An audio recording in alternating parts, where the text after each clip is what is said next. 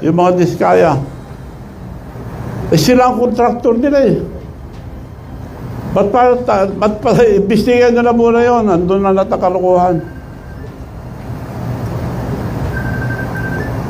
So kung antayin natin ang Senado, ano pa yan eh, tatagal pa. Diretso na lang to.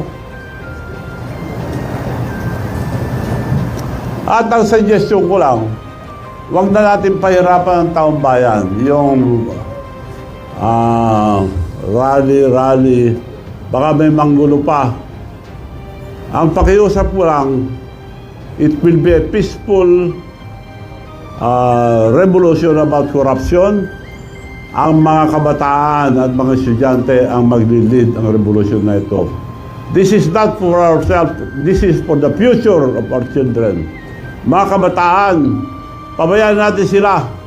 Sila mag-lead itong revolusyon para matanggal ang graft and corruption. Ang suggestion ko lang, ewan ko kung papayag sila, huwag na tayo magpunta sa kalye, baka guluhin pa nila.